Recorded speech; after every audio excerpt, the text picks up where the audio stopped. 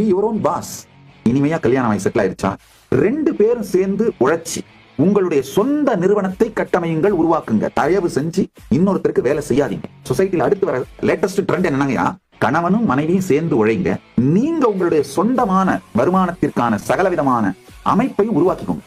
சில பேர் கேட்டுருக்கீங்க, நாம மத்தவங்களுக்கு வேலை கொடுத்தா அப்ப அவங்களுக்கு நாம அநீதி இழைக்கிற மாதிரி இல்லையா? நான் சொல்றதை கேட்டு எல்லாரும் புத்திசாலியா மாறி சுய தொழில் சுயமான நிறுவனத்தை உருவாக்க அளவு தைரியமா வந்துட மாட்டாங்க. அந்த மாதிரி வராதவங்க மத்தவங்களுக்கு தான் வேலை செஞ்சாகணும். சொல்றதை கேட்கறவங்க புத்திசாலியா இருக்கவங்க தெரிஞ்சு தெளிச்சுக்கோங்க, உங்களை காப்பாத்திக்கோங்க, அவ்வளவுதான்.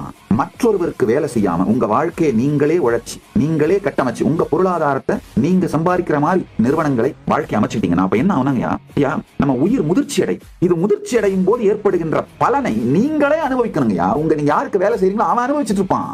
நீங்கள் அடையும் முதிர்ச்சியின் பலனை நீங்களே அனுபவிக்கணும்னா சுய தொழிலோடு இயங்குங்கள். இப்ப என்ன ஆகுனா, சொசைட்டில அடுத்து வர லேட்டஸ்ட் ட்ரெண்ட் என்னங்கயா, ஆயிரக்கணக்கான சுய தொழில் செய்கிற ஃப்ரீலான்சர்ஸ் ஒன்னா சேர்ந்து ஒருத்தருக்கு ஹெல்ப் பண்ணிக்கிற லார்ஜ் இண்டஸ்ட்ரீஸா மாறுவாங்க. அதுதான் ideal சொசைட்டிங்க. The girl who makes his man a king will live as a queen. The girl who keeps his man as a slave will live ever as a slave's wife. That's all. அதனால இன்னொருத்தருக்கு வேலை செய்யாதீங்க, நீங்க 2 பேரும் உழைத்து உங்க வாழ்க்கையை கட்டமைங்க.